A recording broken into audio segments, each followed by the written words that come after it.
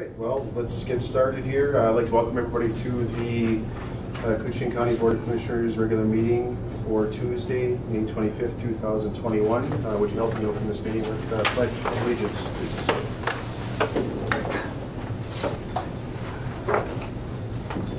I pledge allegiance to the flag of the United States of America and to the republic for which it stands, one nation, under God, indivisible, with liberty and justice for all.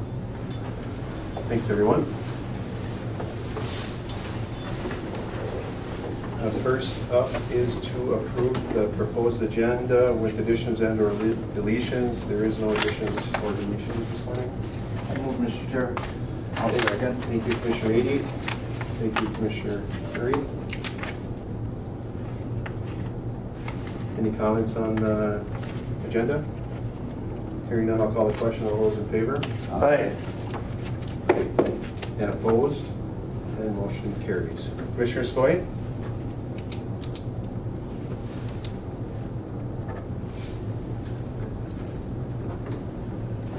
See him on there. Wayne, are you there? Is Wayne muted? I don't know.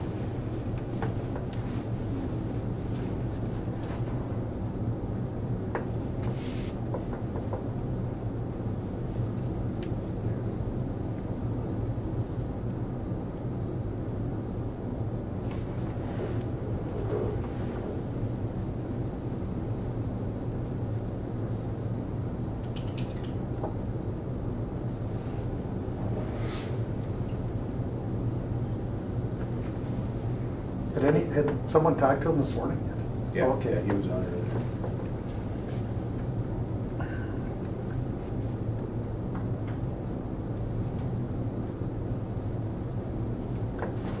I'm sure you'll think we're trying to edge him out. Can you hear me now? There we go. Oh, yeah. Much better. I'm just talking Kenny because it said stay unmuted and I just started pushing stuff and I went to work. Okay, I voted aye. All right, sounds good. And motion carries. Thank you. Next up is the COVID-19 update. Hey, Kathy. Good morning. Koochiching County is currently at 892 cases with 15 deaths and 803 people no longer needing isolation. As far as our total population with at least one dose of the vaccine, we're still at around 50% for that. We currently here at Public Health have one second dose clinic scheduled, but we have not had any first dose clinics scheduled for a while now. The amount of vaccines that are being distributed has greatly declined since March and April, and so we've not been getting any new vaccine because there's not the demand for it. The clinics are still getting vaccine and putting out vaccine. Essentia is vaccinating the the 12 to 17 age group, and we'll continue to do that. We hope that those numbers are going to increase. I don't know where they're at right now, but they were pretty low to start with. I do know that they have a clinic coming up for the teenagers soon. Moderna is also reporting last Thursday that their vaccine is 96% effective for ages 12 to 17 with no adverse effects, though I would imagine that at some point that will also be available to the teens. We are currently working with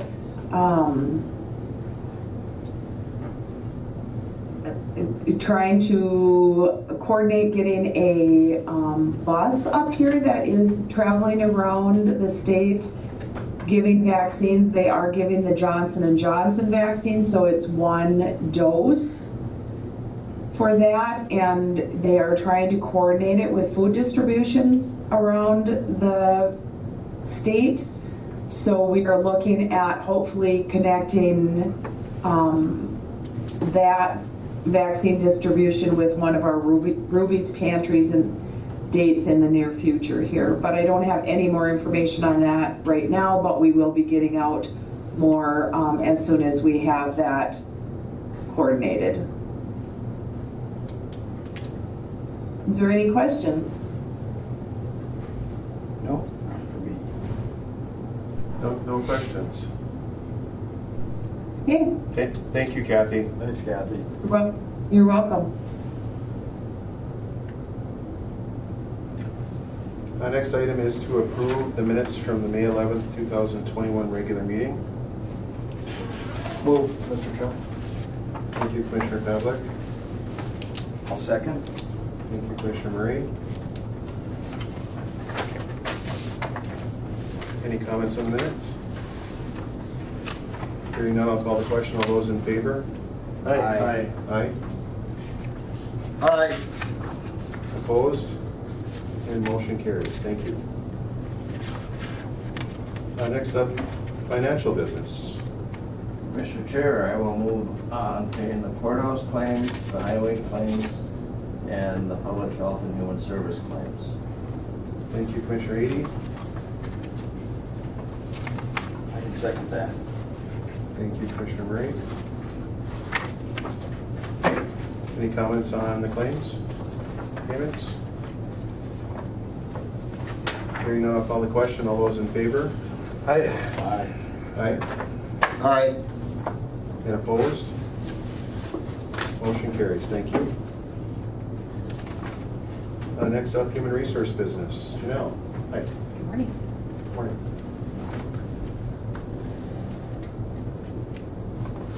I've got a short list today, and I'm only seeking, looking to approve separation of public health nurse Deborah Landmark, effective July 1st of this year. And then I'm also looking to fill the position within the assigned wage scale. I'll move, Mr. Chair. I'll second. Thank you, Commissioner Edie. How many years does Deb have in? Oh gosh, quite a few. I know that. Yeah, she was there before I started.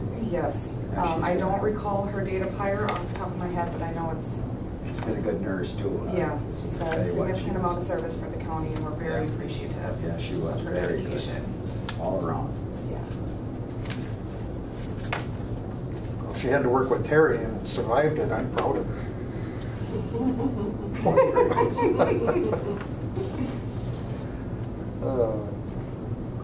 Any other comments? Again, thank her, and we are very appreciative. We have a first and a second. Any other comments? Hearing none, I'll call the question. All those in favor? Aye. Aye. Aye. And opposed? And motion carries. Thank you. Thank you. Thank you, Janelle.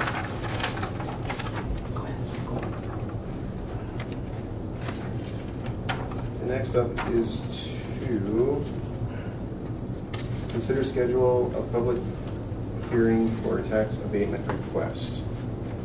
And I believe this is for, well, maybe Paul can give us a little more information. Is this something that, or is this something that you're?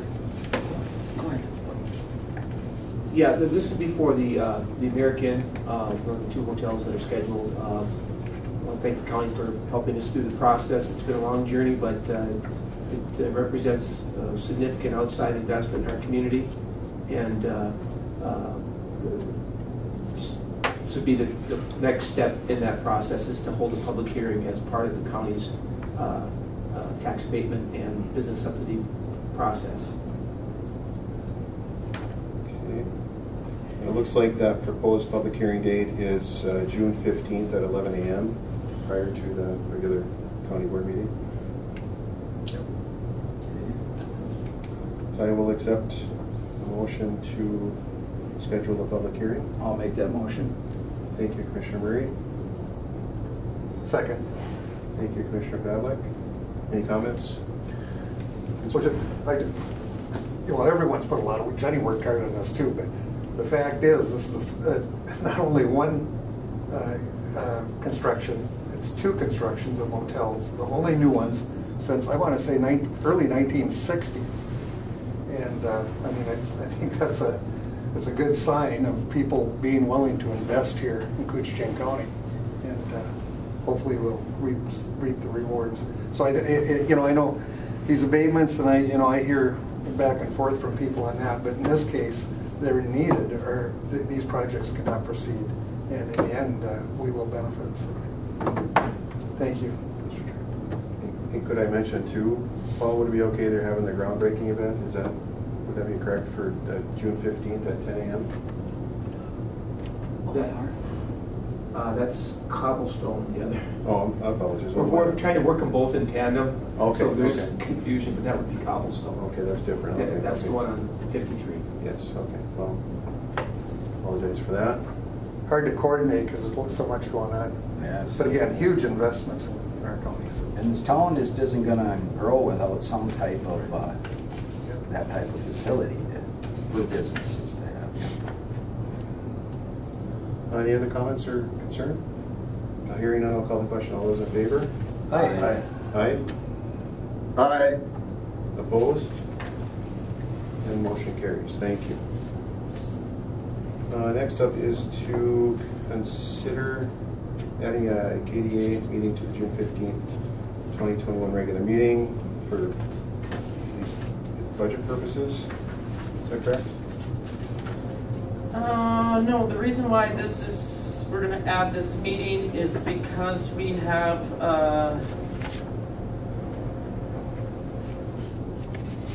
some KDA business that needs to take place. There's a request, I don't remember what this one is for, to be honest with you. Paul,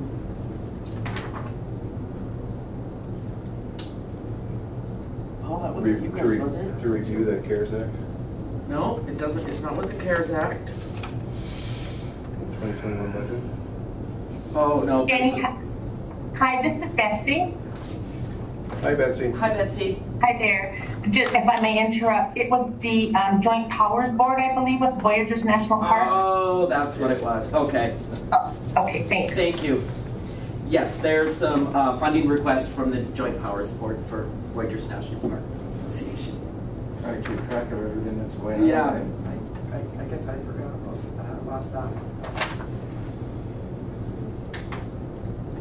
We'll accept a motion to add that KDA meeting to the June 15th, 2021. I'll move, Mr. Chair. Thank you, Commissioner Meady. Second by Scully. Thank you, Commissioner Skoye. Any comments on the addition? Hearing none, I'll call the question. All those in favor? Aye. Aye. Aye. Opposed? Scully, aye. Opposed? And motion carries. Thank you.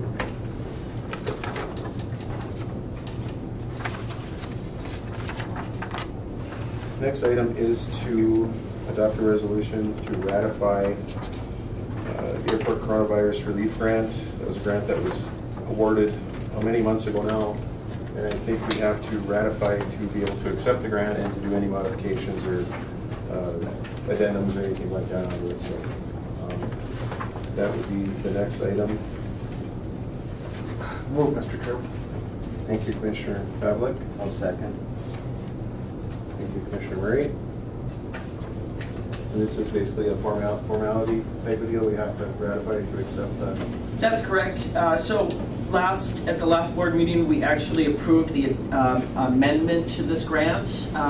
And when they went through the processing, we had all the signatures on this grant. However, we didn't ever formally approve it at the board. So in order for them to continue processing this, plus the addendum, we need to get board approval. So for some reason, it just got missed.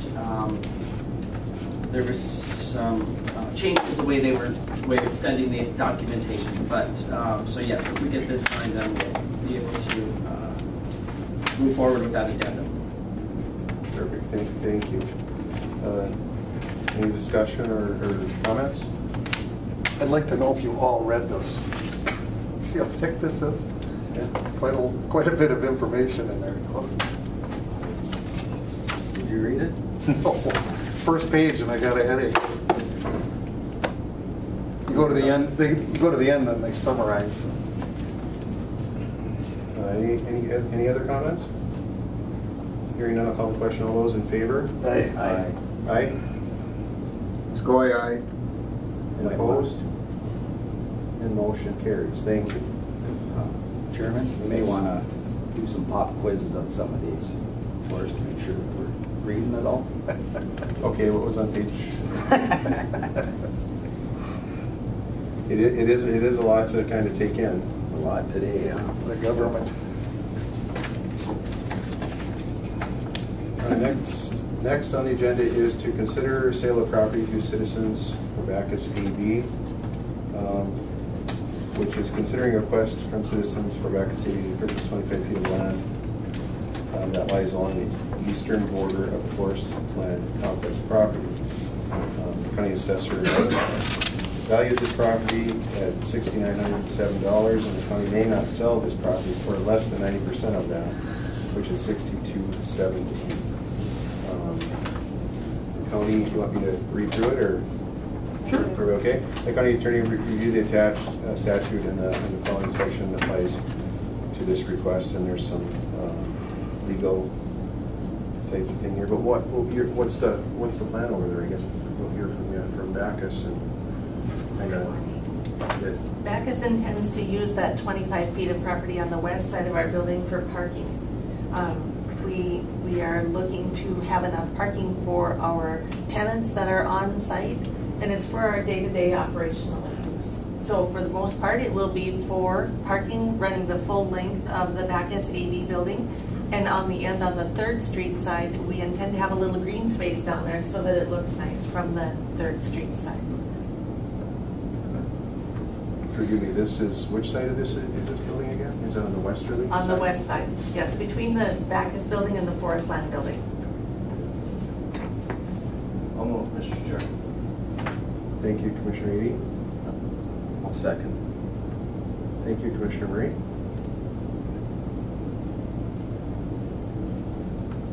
Any other comments or questions? From what I understand, Attorney Murray was always trying to keep that for his own personal parking, but he's willing to give it up now. No cigarettes are safe around here. It's a good use of that area, there's no question. So. It is, thank you. Sure. Yes. That won't interfere too much with things that are going on over at Forest Land. No, it won't. We have seen a little shift in the parking between the Forest Land building and the AV building when the food shop moved, and the Bacchus building when the food shop moved over. Yeah. Most of the clients who are parking there that were from the Forest Land area are food shop clients now. Yep. So they truly belong over there. But there is still some shared parking, and it's all just fine. Yeah. Okay. Yeah, we had somewhat of an agreement that they had that there anyway. They put a handicap, and they asked, as far as I was concerned, that was their area, you know, and we split her half and half, but this makes it official. We did, we had an artist rendering of what it will look like when the parking is all striped. Having that 25 feet of property from 5th to 3rd will give us 26 dedicated spots. So that's very good, and in addition to what we already have on the 5th Street and on the 9th Avenue, that'll suit our building really well. Very good. Any other comments? Hearing none, I'll call the question. All those in favor? Aye. Aye. Scoy, aye. And opposed? And motion carries. Thank you. Thank you. Thank you for all the work you guys do. Good to see you.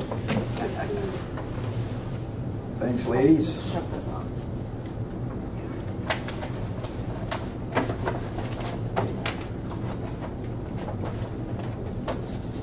And next on the agenda is to approve, Sheriff Business to approve Regional Advisory Committee appointment on the, I guess maybe Pete was on that I think so. committee before.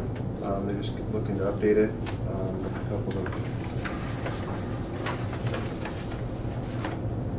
people. John Fromke, I believe, is he willing? Can you hear me? Yes.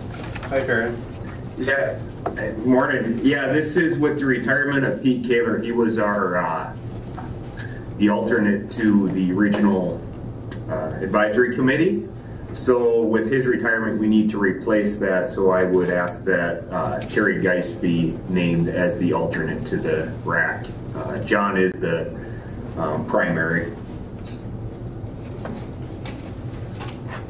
I'll move, Mr. Chairman. Thank you, Commissioner Pavlik. I'll second. Thank you, Commissioner Edie. And any comments or concern with the appointment? Hearing none, I'll call the question. All those in favor? Aye. Aye. Go aye. And opposed? And motion carries. Thank you. Thank you. Thank you, Karen.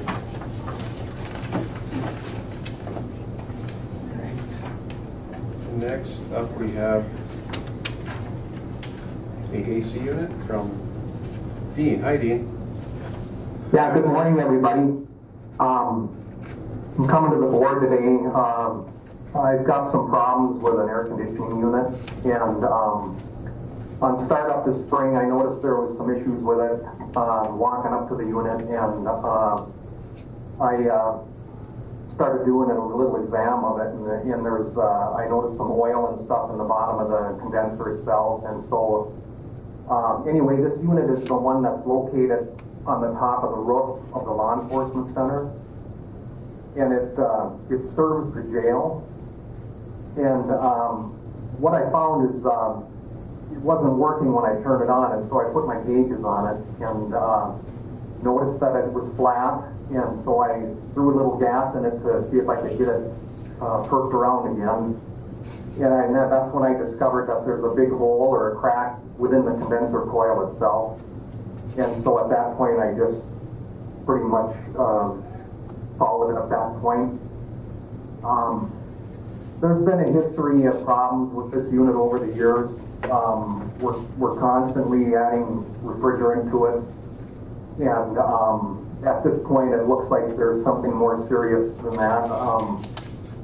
I pumped a lot of money into it last year thinking that we could get maybe a couple more years out of it, and so it didn't work. And so the other thing with it is this is an unbudgeted item for me, and so I would have to access the sinking building fund in order to pay for it. And also along with this, I know that there probably isn't going to be a meeting until June 15th, and so to kind of expedite the process a little bit, I did move ahead and I'm getting quotes on it. I have one in hand right now and waiting on another one, and of course we take the low one of the two. And I gotta believe we're going to be in probably that 6,000 to 8,000 range in order to get this replaced. And it's my recommendation that we do this so that we're not constantly dealing with issues up there, and I'm sure that they would like it as well. When this last little brief hot spell that we had, it was quite hot up there. So it's something that we've got to move on in rapid pace here a little bit, because it will take time to get the equipment. I don't know what the lead time is going to be on it. It's just like everything else. It seems like there's a wait time to get anything nowadays. So with the board approval, of course, I can move ahead with that and take care of this issue. So if you got any questions, I can field them now for you. Yes, Commissioner. Well, you folks have been up there. I mean, there's no ventilation. We can't leave it like that, or we're going to be in jeopardy. So I think we need to give him whatever he needs. I'll make a motion. Thank you, Terry.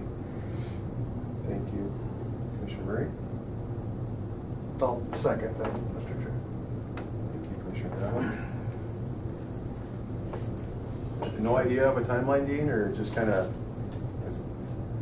Not at this moment. I'll know as soon as I get the bids to me, and then at that point, we'll know what the time frame would be to get the equipment. So I'll move on it as soon as possible. Yes. Dean, this is Kevin.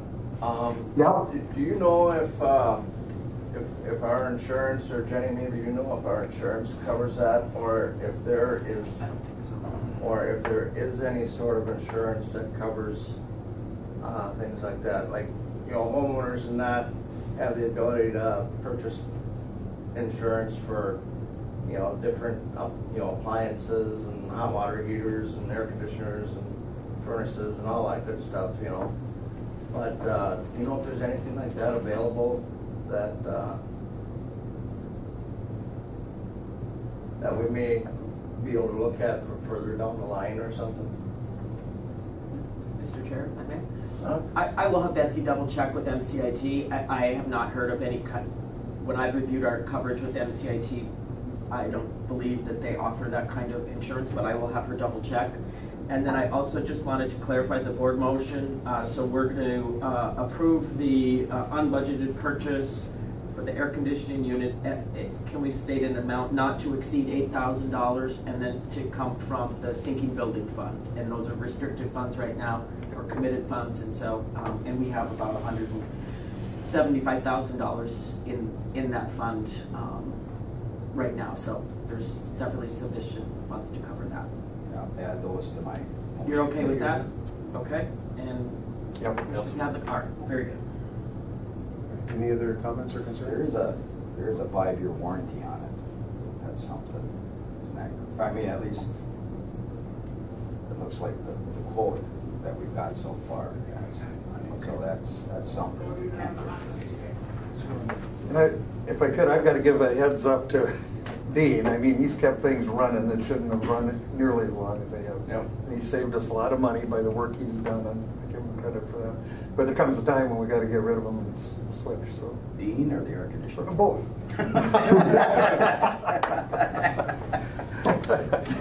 They're both kind of older, wore out. So we appreciate what you do, Dean. Thank you. Say, I've got one other quick little FYI for you, and you're going to like this one. I was notified, let me back up a little bit. You guys remember late last fall when you were good enough to partner with Minnesota Power and Light in a research project that they had involving this VRV system, this new air conditioning system for the 3rd floor? Anyway, everything is complete at this point. I was notified by Dyke & Company that they're going to be here on Tuesday, Wednesday of next week to commission the equipment. We're ready to go. So it's going to be real interesting to see this. It's state-of-the-art equipment.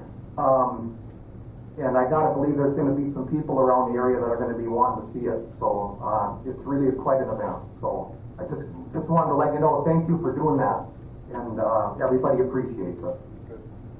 It's good to hear, Dean. Thank you for working on that.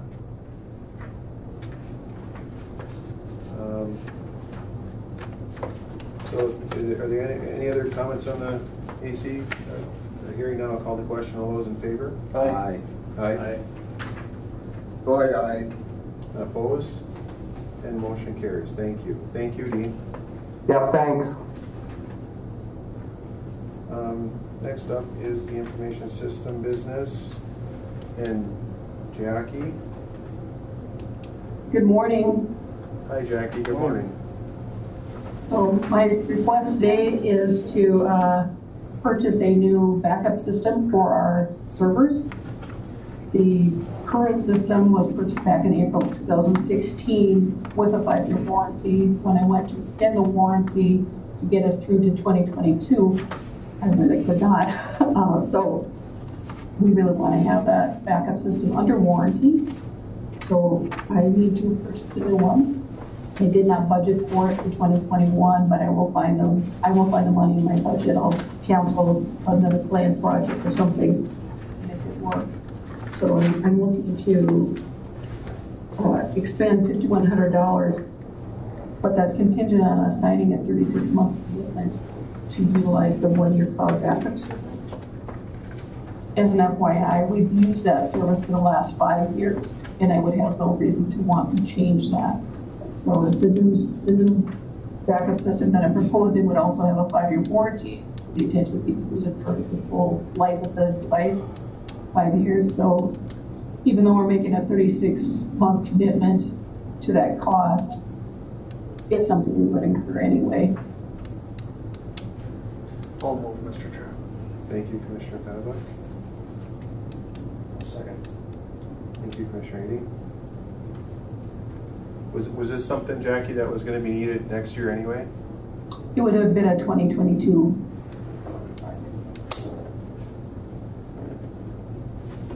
I could, Jackie, to her credit, has also kept a lot of things working a lot longer than they should have, so got to give her a lot of credit too. I've heard that from several people. Yes. Thank you, Jackie. It's been a challenging year. It has been.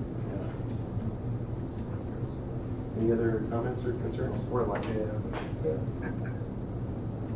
Okay, hearing none, I'll call the question. All those in favor? Aye. Aye. Aye. Scully, aye. Opposed? And motion carries. Thank you. Thank you. Thank you, Jackie.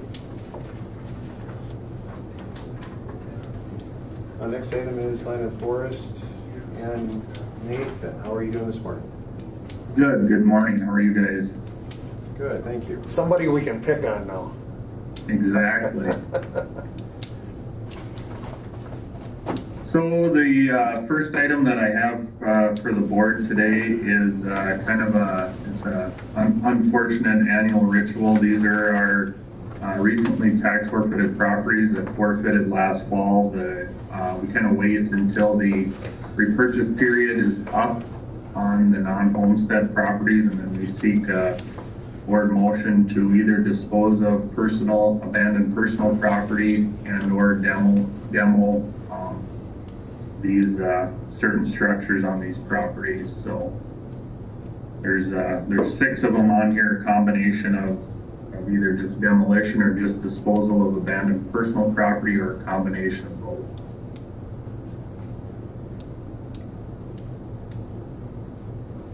Go ahead, move. Thank you, Commissioner Skoye. Second, Mr. Chair. Thank you, Commissioner Pavlik. Any questions, comments for Nathan on these? Got to do it. So. Nathan, I do have a question. I don't have the list of the properties. Are most of them inside of small cities, or are they mostly rural? Or something? No, all of these particular ones are within international calls proper. Okay, yeah, thank you. Any other comments? Hearing none, I'll call the question. All those in favor? Aye. Aye. Scully, aye. Opposed? And motion carries. Thank you. Thank you. And the other item is just an informational item, just a recap of our May 5th timber auction that we held. We sold just under 37,000 cords of timber and an additional 168,000 pieces of decorative Christmas tree tops for a grand total value of just over $1.2 million. We prices so far in 2021 have been up for timber. I think that's it's direct correlation to what's going on with the building materials market so far this year. So we saw certain species, pine for example, was some of the bidding was fairly aggressive. So there's a lot of interest on those particular sales. Nathan, what would them pine primarily be? Would they be like for planing and making boards and lumber and stuff like that? Yep. The primary, I would assume the primary end market for those particular sales will be sawmills. A couple of different sawmills in particular here in northern Minnesota.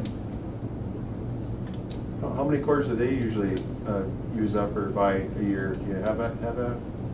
I mean, the big one in Bemidji, the big potlatch mill in Bemidji, they use, they're in the hundreds of thousands of cords a year, and some of these other smaller ones are probably 10,000 cords a year. So it just depends on the specific mill. That's quite a bit. comments for all the Nathan? tracks sold this time, that's good. Yeah, that's another good point. All 33 tracks that we offered up sold. Great. Any comments for Nathan or concern, questions? Good job. Thank you, Nathan. Thank you.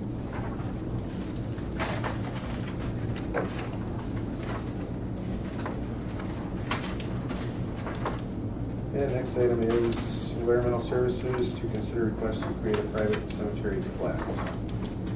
Morning. Morning. Have you got a deal for us, right? Well, it's like a car show. This is just a copy of the final plat heard by Arrow of the North, Charlie Duke. Anyone else in the contract?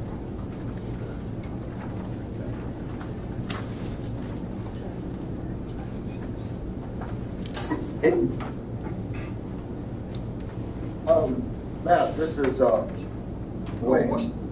On this property, I was talking to Nate, to the board chair, and there was that this covenant, there's going to be a 30-year covenant on this property, that it has to be continued by the family.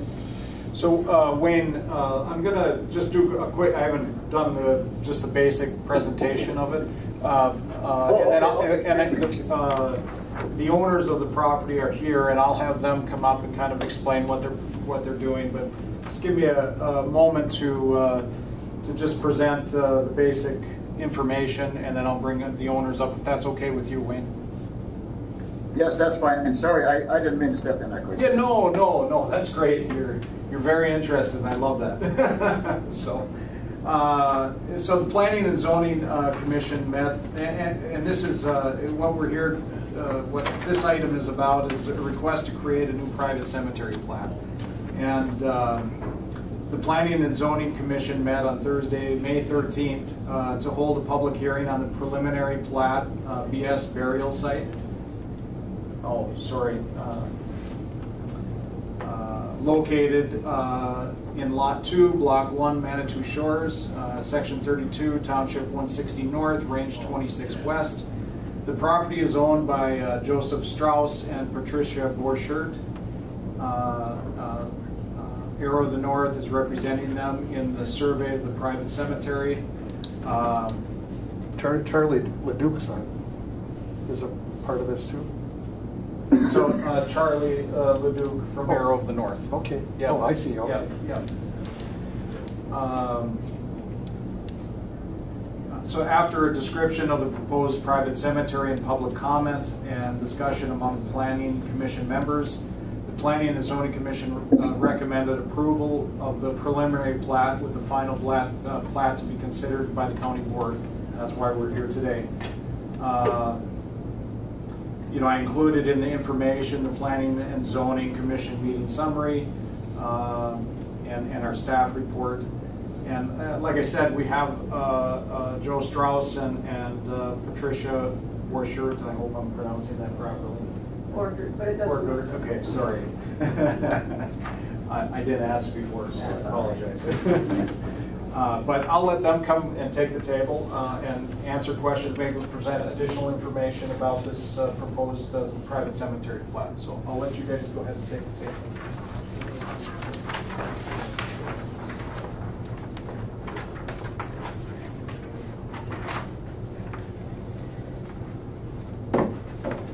Good morning, I'm Joe Strauss, and this is Patricia Borchert.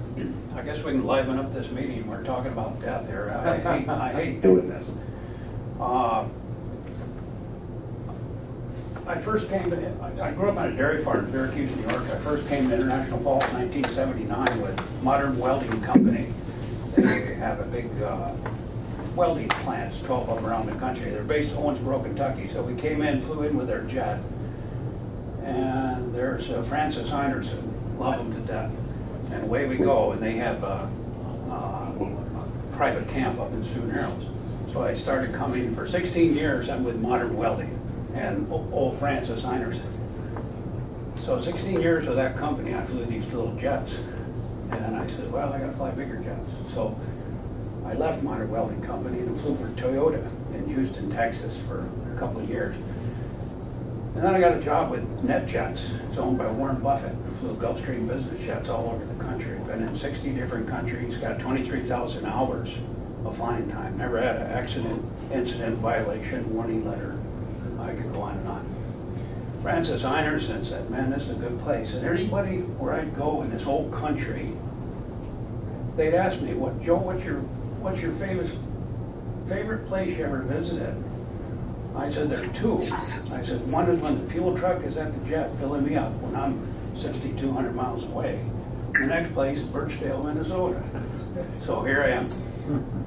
I take off for 1 week on Delta out of the Falls, airline to one of the jets, be in Des Moines or Moscow or Bangladesh or wherever, and fly for a week, set the park and break, get on Delta, come back home. I did that for 22 years. Trish and I are a product of divorce. We met 15 years ago, got married shortly thereafter. We got 4 children, and I've owned this on advice of Francis Einerson. He says, man, you just, here's some place out here, and I bought it. We were going to have it for just a camp. And then moved up here full-time, flew for NetJets. So here we are. And last year with this pandemic thing, I'm going, holy moly. So April 2nd last year, my brother, exactly 2 years older to me, right to the birthday, June 10th. I'll be 65 here in a couple weeks. April 2nd, my brother gets COVID, tips over and dies.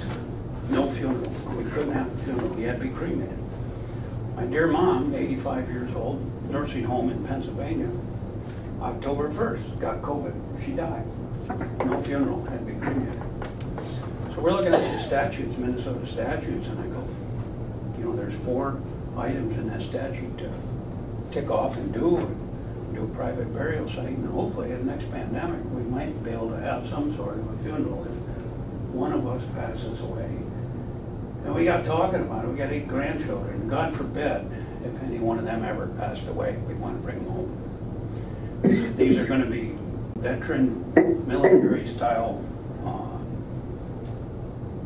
bronze plaques in granite, not marble, granite. Wears better, right on the ground. I've got a mounded area there. That's probably got, I don't know, 15 Class 5 Robert Nelson dump truck loads of gravel in there. And that's where it's going to be, high and dry. So it'll just be a nice little mound like this. Trish and I, we said, well, one of us is going to go in the middle plots. The middle plots are so you can get backhoe in there or whatever. I'd like to have a green burial. My 2 son-in-laws, my son, I talked to him and I says, if I pass away, if you're going to get any inheritance, you're going to hand dig this grave. And they go, we're on it. When do you want to start? Anyway, that's my story. Trish can tell you, I could go on and on, but I know it's forever on this. It is forever, isn't it? I take it you know Mike Hansen. Oh, yeah.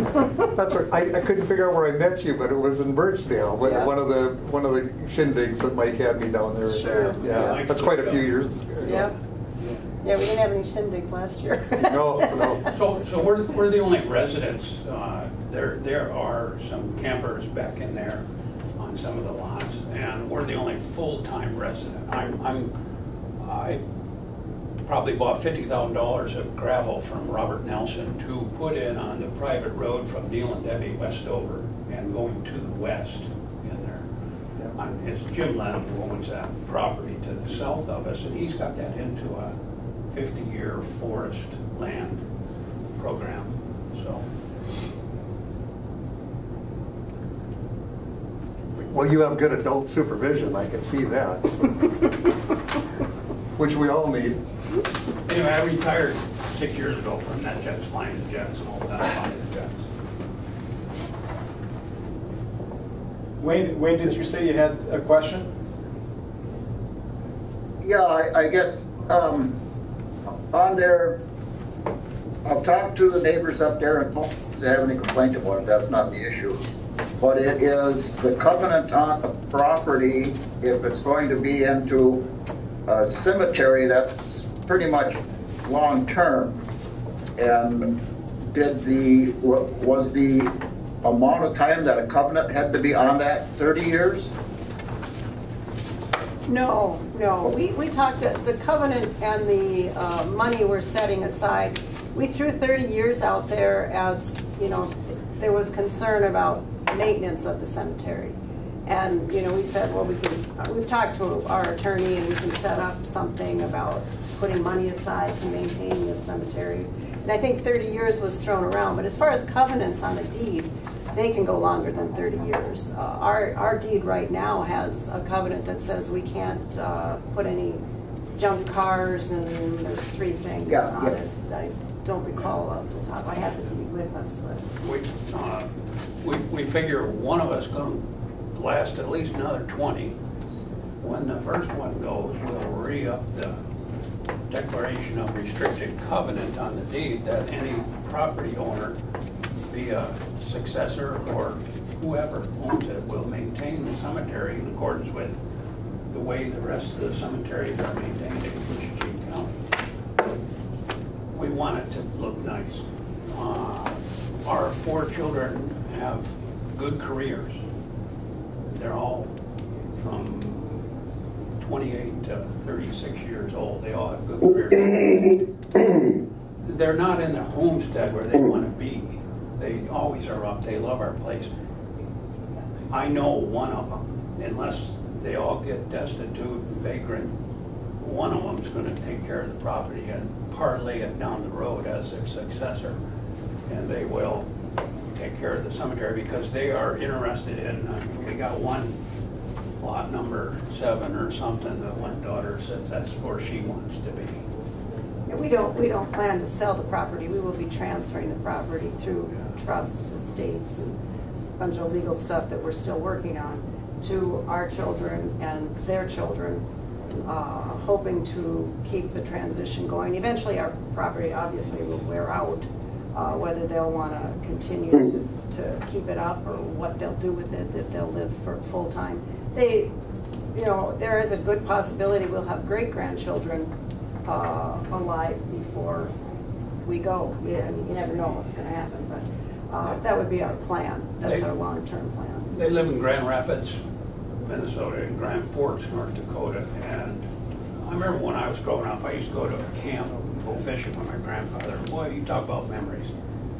And our oldest grandchild now is 10, and we bought them all Minnesota lifetime fishing licenses, and they just love it.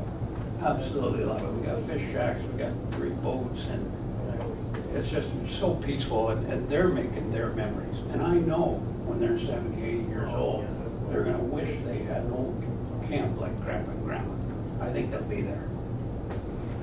And parlay that with their children. I really do. But then again, 100 years from now, there could be condos and Walmarts and iPhone stores and you name it along that river. They cleaned up that river, and it's a gold mine.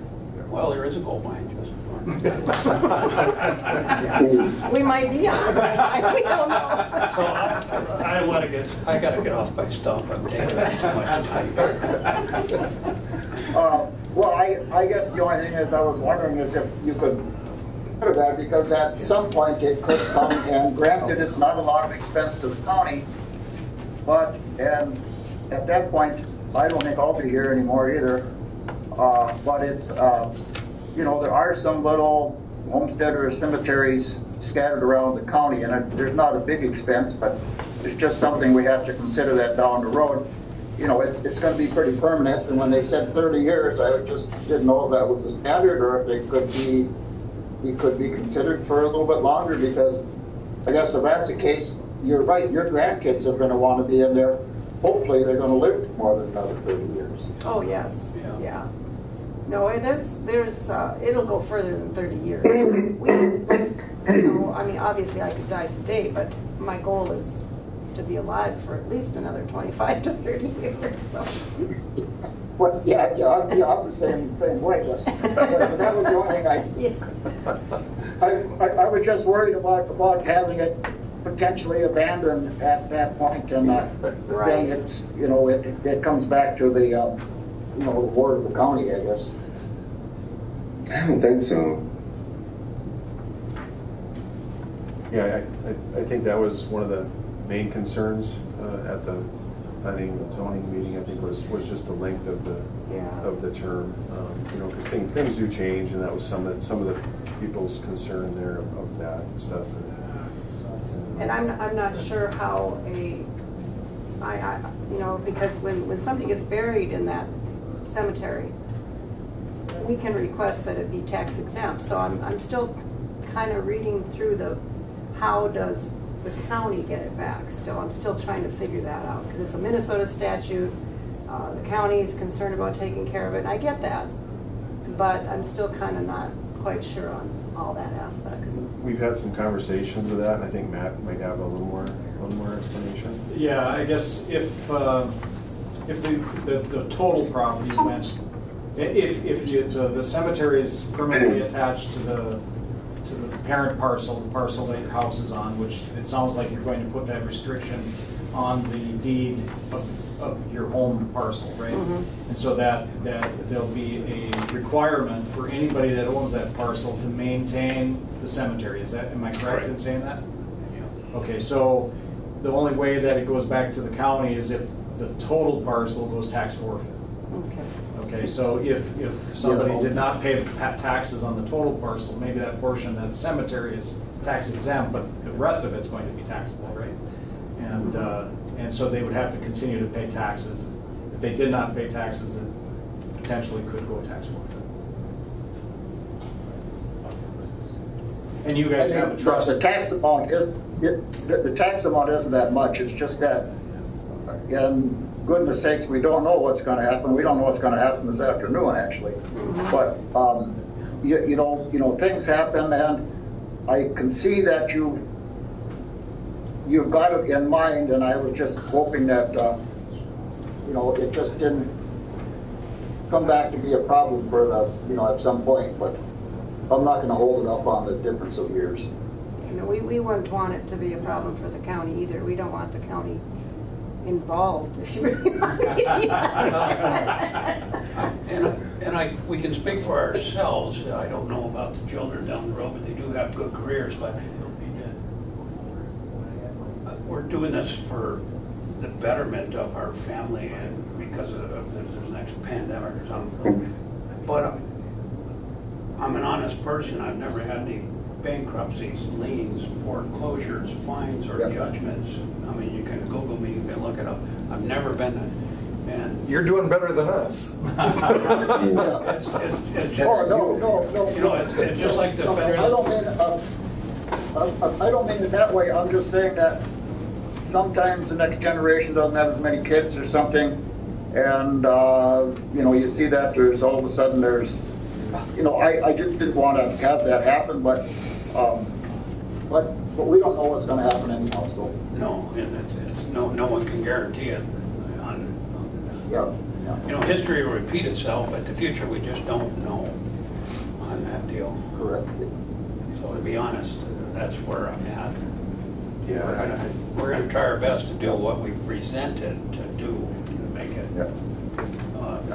And like I said, I haven't talked to anyone up there that has been opposed to it. So. Well, speaking to that, I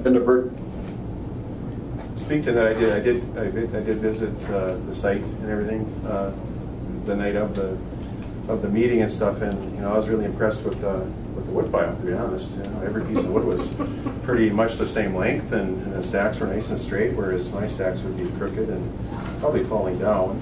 But that aside, the property is well maintained. And just a side note, I drove past the County Road 112 because it's not marked on the highway, so I rolled past it. I went into Birchdale, and I seen a couple people there at the store, and I'd asked them for 112 and looking for this property. And, oh yeah, they're gonna have that. I said, well, yeah, they're gonna have a cemetery thing. Yeah. She goes, yeah, my husband and I were thinking about that. So it's not unheard of, and I don't maybe uncommon, but it's not unheard of either, so. Yeah, I was welcomed on their property at least, and they didn't run me off. And they did look up kind of fishy at first, but but they actually just, I think they just got done working, so they were relaxing. So, but I appreciated the visit and letting me look at their. Got to be careful of Mercedale. Well, you know, I've heard stories. A lot of fun. Mr. Chair, I just question, Charlie, you have anything to add or contribute? I mean, I can answer questions, but I think they covered. All right. You know, as far as the state statute goes, to me it seems kind of archaic, and but we're following all the state statutes. And as far as the county ordinance goes, I don't think there's any ordinance against it. You know, I think they're doing everything by the book as well as they possibly can, and I think they're trying to do what's best for them and their families. Well, I know how well thought you were by Francis Anderson, so I'm out at the airport a lot. And Thor, and the whole crew. Mr. Chair? Yes. Just one more comment. So at the Planning Commission, there was we received a note from a William Reagan who was opposed to the plat, so I just wanted to share that with you. It was in the information that we provided, but like I said, the Planning Commission considered that and also considered the other comments made by the public and the owners of the property and the discussion that we had, and then approved the preliminary plat and recommended approval of this to the county board for your consideration. So I just wanted to make sure I relayed that information about this William Reagan. So perfect, good, Mr. Chair. So Matt, we would need a motion to approve to get this forward. That's correct, yeah. If we were going to go there? Yep. I'll offer that motion, Mr. Chair. Thank you, Commissioner Hadley. Doyle, second. Thank you, Commissioner Stoy. Any other comments? No. Concern? Good. I don't know, they don't have any gray hair yet, so I think they're going to do more than 30 years. Oh, if this grew out. You have anything, Wayne? No. Okay, hearing no other comments, I'll call the question. All those in favor? Aye. Aye. Aye. Opposed? And motion carries. Thank you. Thank you. Thank you all. Yeah. Nice seeing you again. All right. Yes. Were you telling us you were 78? You're 78 years old? I'm sorry? Were you telling us you were 78 years old? No, I'll be 65 June 10th. Oh, 65. Okay, you said something about 78. Oh, you don't know if you're 78. So. Memory's going. Yeah, I don't know. That's when you first came up here. Thanks a lot. Dave, that was when you first came I first landed a jet here in 1978. Oh, that's where the 78 came. Yeah, Okay. Francis Anderson. And Francis Anderson, bless his soul, he never flew jets, but I hired Thor to be a co-pilot on the jet once in a while to fill in between.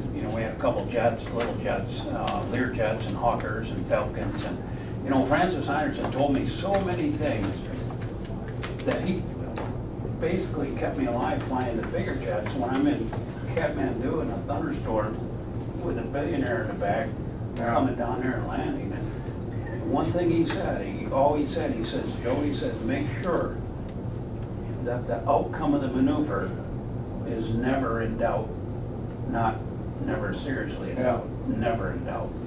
And I refuse a lot of trips because of weather and stuff. Yeah. I've never had a problem. Anyway, that's my story. All right. He was a great guy. Yeah. If you're ever in Birchdale, stop out. We got a lot of funny stories. All right. Fine Thank you very much. stories. Thank you. Thank you. We'll head out. Bye now.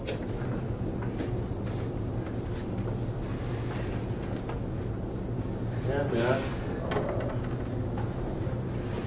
next up is to approve the low-income septic grant guidelines. I think this is did this get changed a little bit, Matt?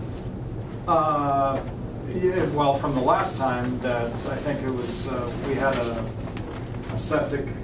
low-income septic grant. We received $40,000 from the MPCA for this program. All right, we received $40,000 for this program. We applied and received it. And in the past, we've received those grant dollars, and it's been a struggle to find, qualified people that fit within the guidelines related to this program. And so I discussed the program with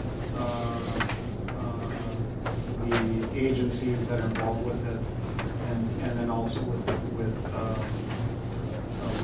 looked at what Lake of the Woods County is doing and try to understand how can we better get this, help to people, and so we revamped the guidelines. I revamped the guidelines. I think the guidelines were set quite a long time ago when Dale Olson was the director. And so what I'm presenting to you is a set of different guidelines that that we wrote up. It's based on the recommended procedure by the MPCA to come up with guidelines. And so, I'm just presenting it to you to identify who would qualify. There's 3 different qualifiers for people based on their income and based on the size of their household. We have 100% cost share, we have 75% cost share, and 25% cost share. There would be an application process for people.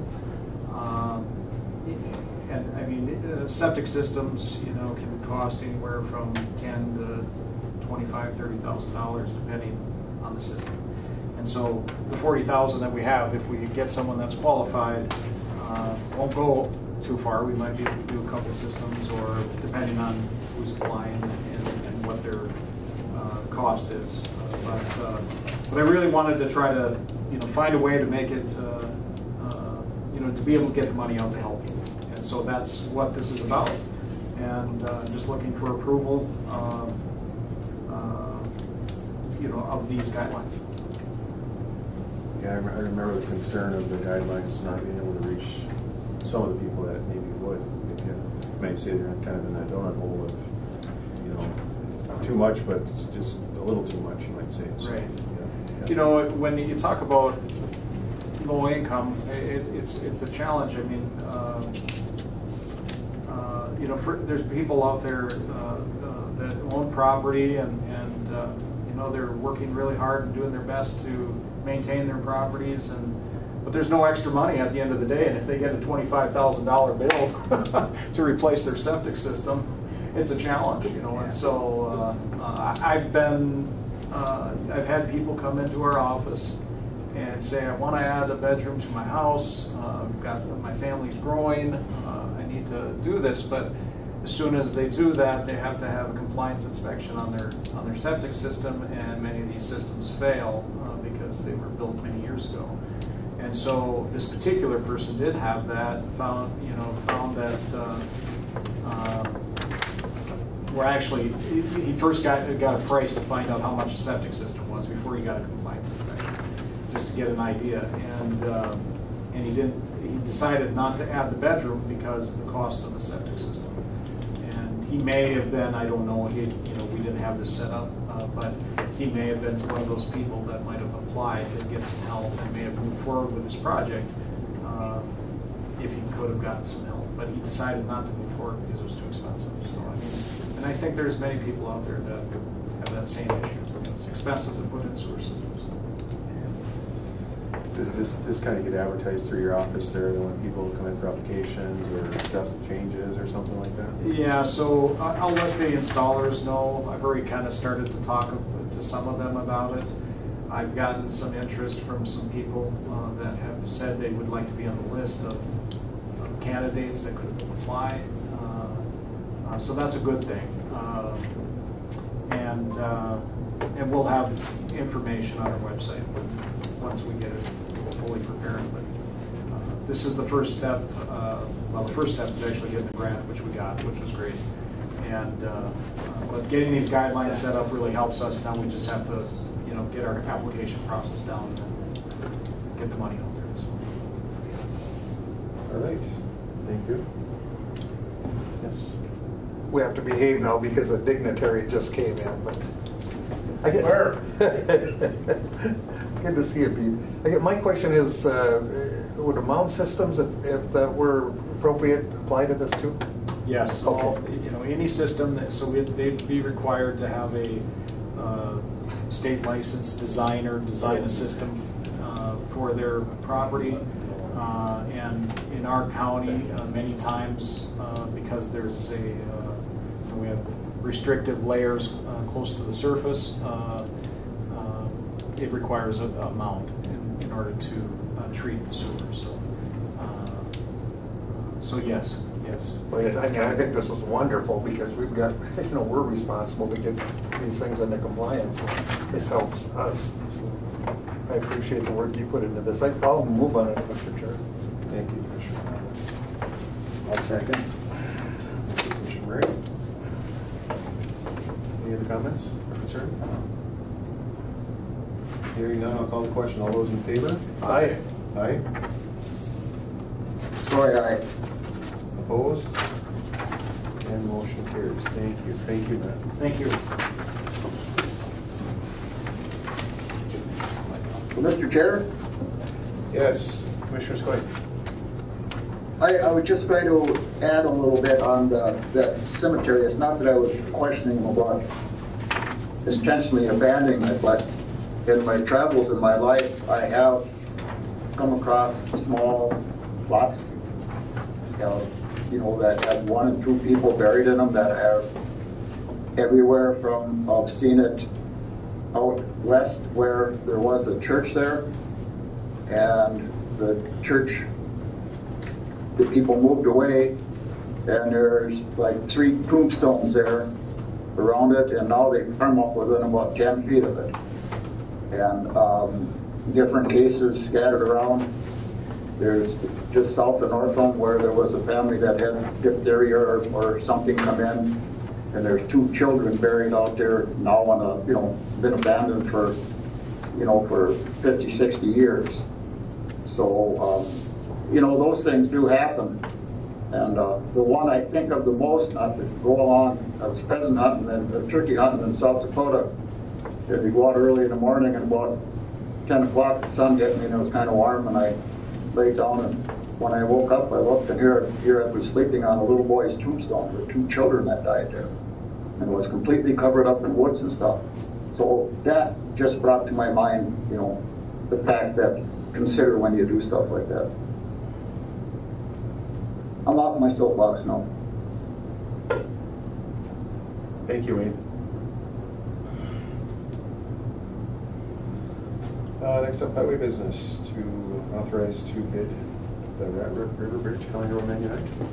Yeah, so Highway Department has two items to discuss here. First one would be advertising for bids for project SP 036-598 028. This is the County Road 99 bridge replacement across the Rapid Road River.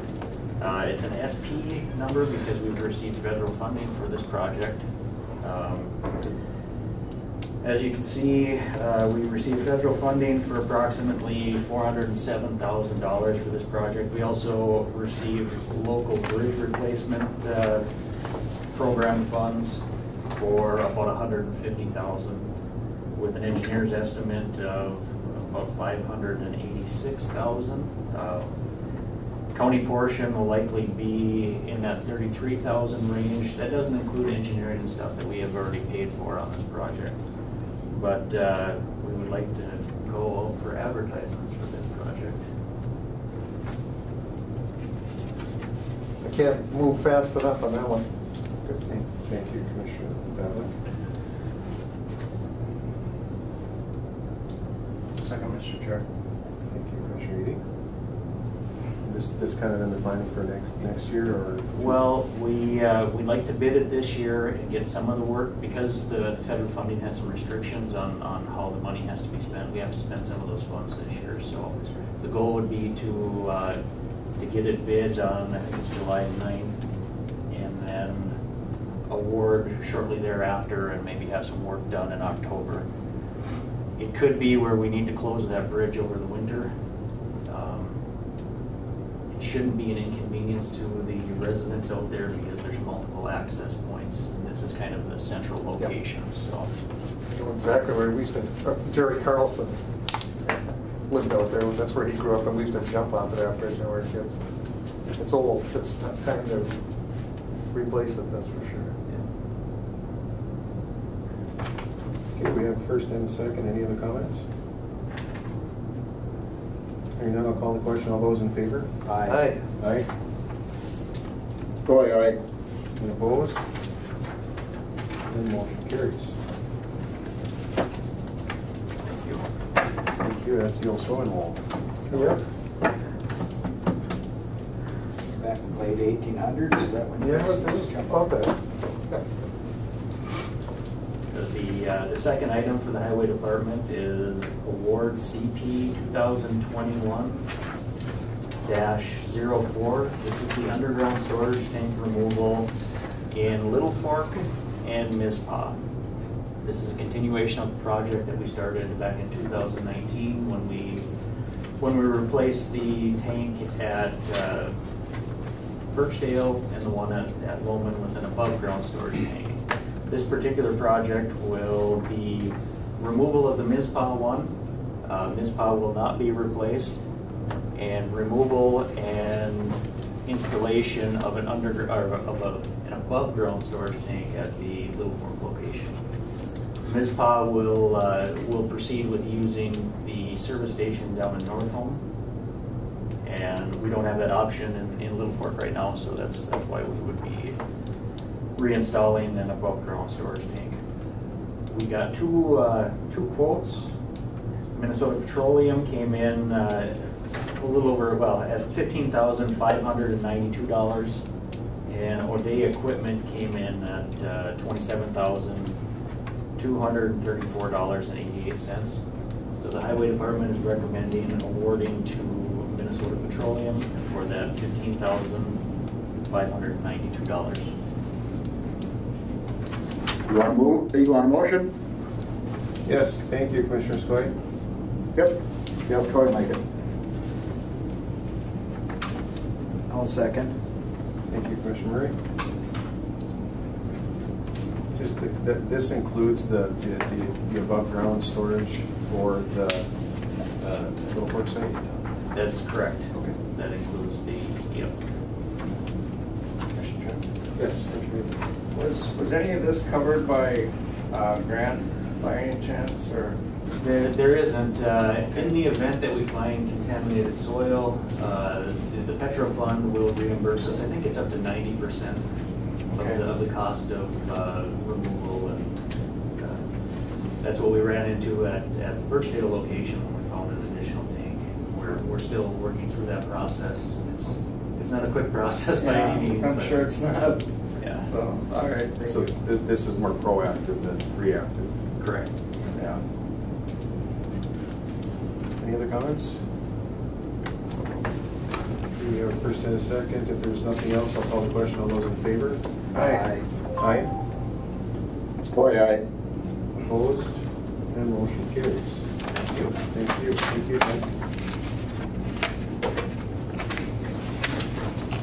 At this portion, we have a public comment period. Is there anybody here in person or online for public comment? Yes, sir. Yeah, my name's, well, I think I am here. But just if you wouldn't mind state your name, just for the record, please. My name is Doug Dalton. I'm here to request that the board move ahead with this cartway thing that has been going on for 4 years now. I think we're at the point where all the T's have been crossed, all the I's have been dotted. We have complied with everything that we need to comply with.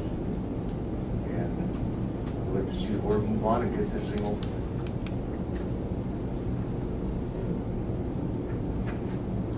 Thank you. Thank you. I know we've had some correspondence and some information come across our table, and we've been corresponding with the engineer's office as well. And I think that we're still kind of looking at a couple of things.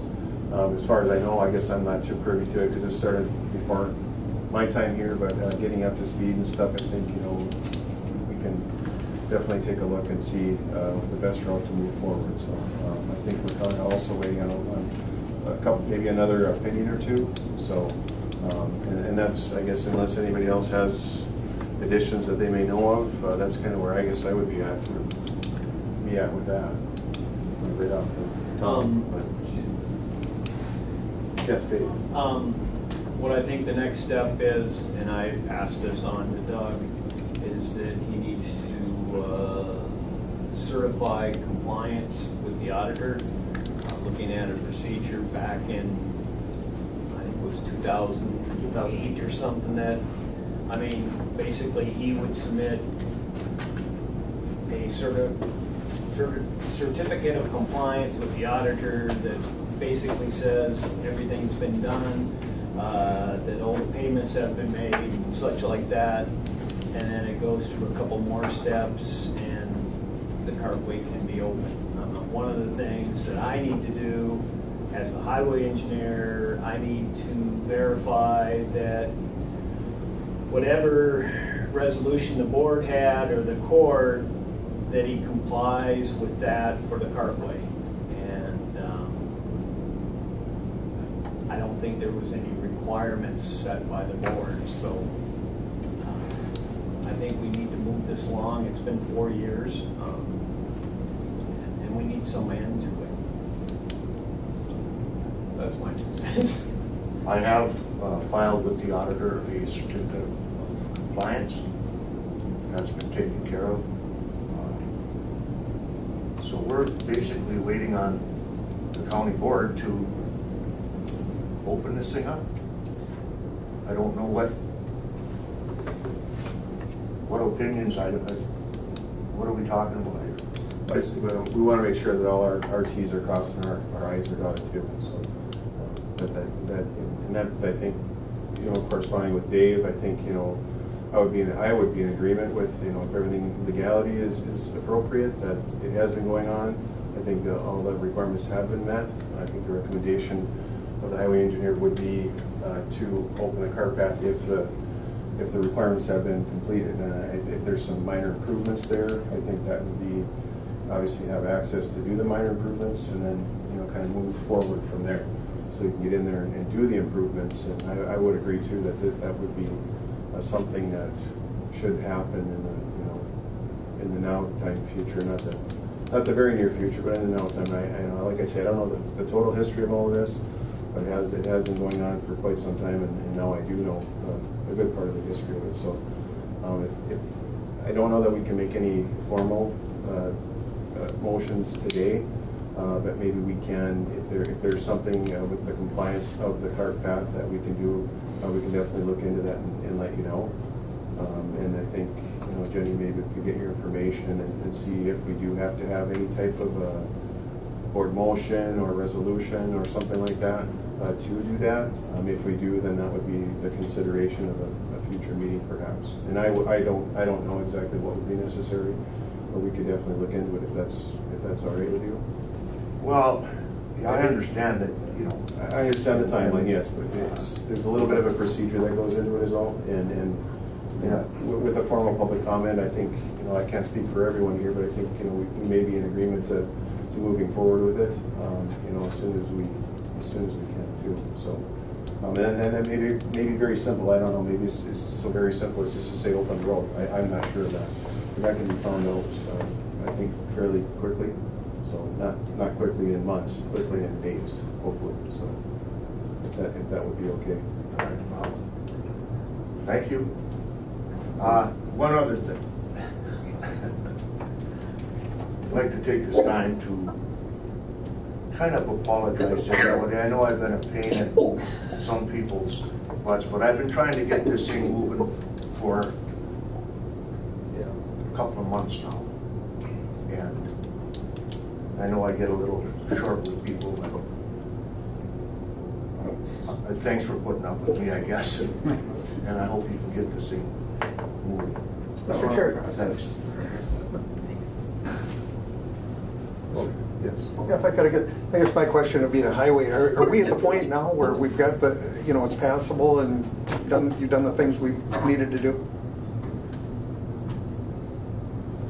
Right where I sit, I don't see any requirements that were in the resolution the board made. Okay. So, and I don't know all the details of the court decision, and did the court require anything or not? And that would be the question. What I've heard from people is that the court just decided on the damages, and that was the only thing different from the board's resolution. If I could, Mr. Chairman, I just bring that up. We're at a point where it seems to me it's time to put this on. The county board at the end has to make final approval. Is that correct? I don't believe so. Oh, well, if that's the case, I mean...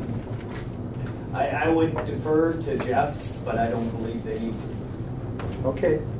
Well, if that's the case, maybe we need that confirmation from our county attorney. And if that's the case, if you folks have done your work, I don't know how, you would think there'd be a sign off or something, but maybe not. But, Yes, I do have a copy of Judge Leduc's decision on when it went to court. If need be, I can give it to Jenny. She can make copies so everybody can go through that if you'd like. And so I mean that's information that's available. Yes, if we don't have that, maybe we I guess I would agree with Dave. I think if there's really nothing that the county attorney would see necessary for any type of compliance other than the judgment, I think that would be the only thing that would be something that we would have to consider. I think would be just to hear what he has to say, and if there's any issues that he may see. So, and like I say, that could be the simplest deal too. So, I know he's awfully busy, but I think he'll take a little time to take a look at it. That might be the easiest thing for us to do. So, and get it open, get it going. All right, thanks. Thank you, Doug. Do we have any other public comment? Yeah, I'm Dave. Hi. Hello, everyone. This is Mark. We're starting over at the Veteran Service Office. Hi, Mark. And I just, go Army. What's that? Go Army. Exactly. Of course, Doug was a Marine, right? Yeah. We're covered here. Yeah. So anyways, I just wanted to make sure everybody knew that, or remind everyone that we're having Coffee with the Vets again at the local VFW Cafe here June 9th. That's a Wednesday morning, 8 to noon. So if you can make it over there, I'm sure all the vets will be glad to see you. And it'll be a good opportunity just to touch base with folks if it fits into your schedule. So I just wanted to put that out there and remind everyone. So basically that's it. Unless you have any questions for me. No, thank you, Mark. I seen your the board outside the office there uptown. So I scribbled down the time and the date. So thank you for reminding us. Okay, right on. Have a good week, everyone. That's all I got. Thank you, Mark. Hey, I just, Mr. Chair, I mean, I think it'd be, if the entire county board could show up to the BFW maybe for the next one before our meeting or whatever. I mean, they would have really appreciated it. I've been there a couple of times. Just a thought, but certainly maybe something we can talk about. We can all go. Absolutely. All right. Thank you. Thanks again, Mark. Yep, you bet. That would be great. Okay. Bye, Mark. Thank you. Do you have any other public comment? Are you going to pick on me there? Oh, yes. I'm just waiting. Good morning, everybody. We're glad to have you here. Thank you. I'm Pete Bukowski. I'm the Outreach Director for U.S. Senator Tina Smith. We've been operating remotely from home in our home offices for the last year or so. And we're those of us who have been vaccinated now are able to get out and meet with some folks. I have been in pretty good contact with Jenny here on things going on. It was a beautiful day to travel, and that's why I'm up here. I don't know if you folks have any real questions. I do know that there were some congressionally designated funding or earmark requests. The senator received actually over 400 requests. This is for the whole state. And so they're under review. I'm very familiar with the requests that were made for Cooch County. And, you know, now it's got to go through the hoops. We don't know at this point, you know, what the infrastructure legislation will look like, how much it's going to be. As you mentioned earlier, we haven't crossed the T's, dotted the I's, still a work in progress. I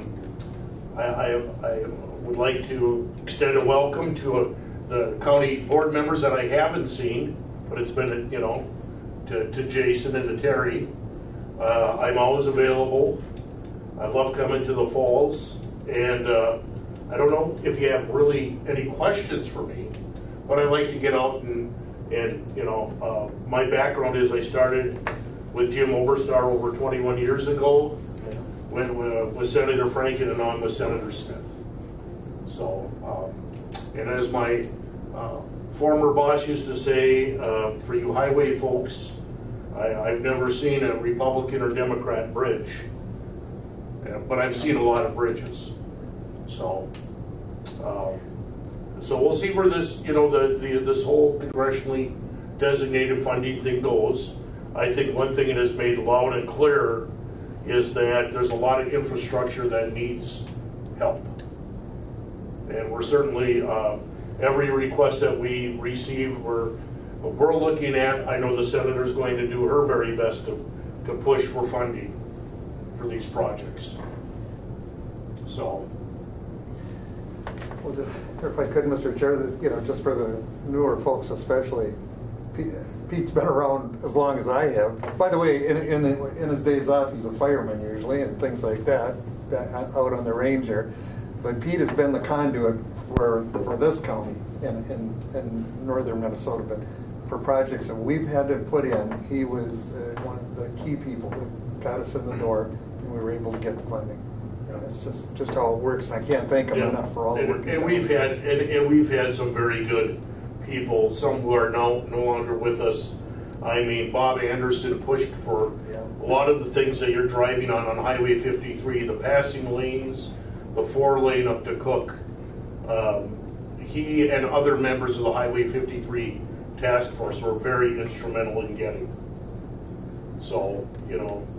He set us up in Washington a lot of times. So, I can't thank him enough. But I'm very much aware of what's going on in, you know, Koochiching County with the infrastructure. You know, it's throughout the whole country we're finding out all kinds of interesting things. So that's the last nice thing I'm going to say about you. Now I'm going to go back to our normal. Okay. Okay. All right, Wade. I love you. Anybody have any questions at all? I mean, you know.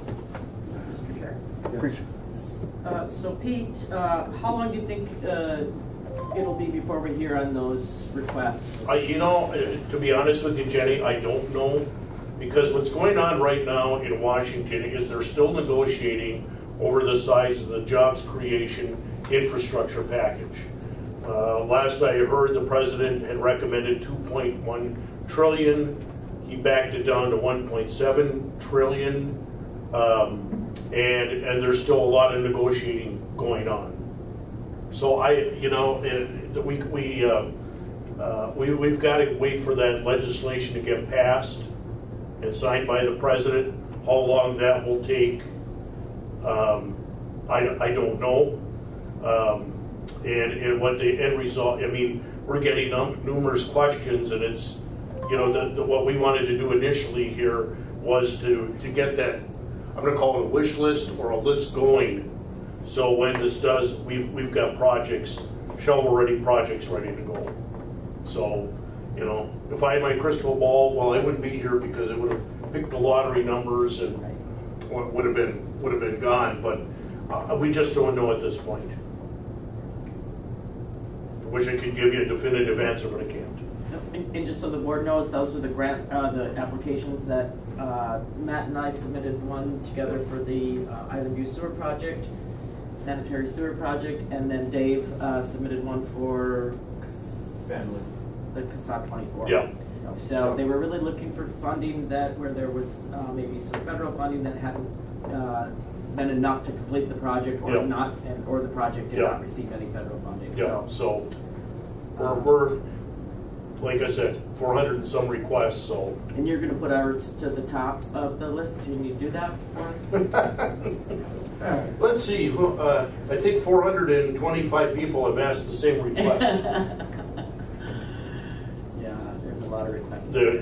But it really does drive home that, you know, we've got communities that have got major sewer water problems, and you know, we get a good heavy freeze like we do up here, things begin to happen. So, you know, but I am very familiar with the two requests and the projects and where we are at, and we've been down this road before, haven't we? Yes, we have. We've been down the pipe, I guess. Yeah, the pipe a lot. Yeah.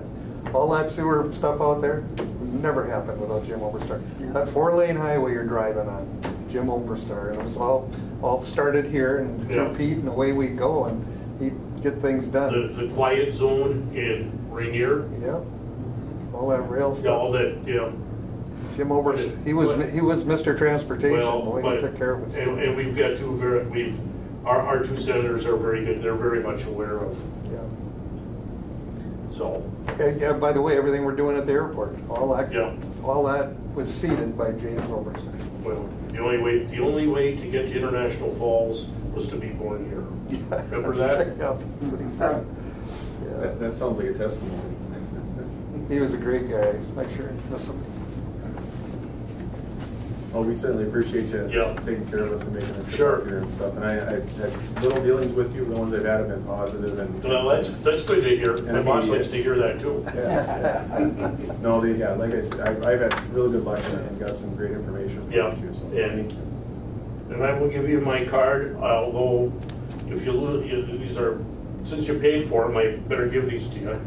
But also, Jenny has been a great conduit to what's going on in the county. I mean, with questions or, you know, and I'm getting the county updates, the board information, the minutes. So good. Yeah, so thanks. Thank you. All right, Pete. I take back all those bad things I said about you. No, I won't tell you what my other job is. Get a new one? Keeping you out of trouble. Yeah, that is a big job. A lot of overtime. Carol works hard on that. There you Thank go. you. You bet.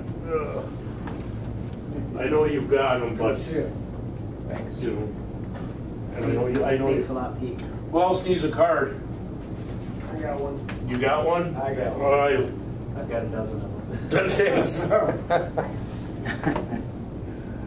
Do we have anyone else online or in person for public comment? Hearing none, I'll ask for a motion to adjourn. Move. Thank you, Commissioner Eady. I'll second. Thank you, Commissioner. All those in favor of adjourn? Aye. Aye. Troy, aye. Opposed? And motion carries. Thank you. All right.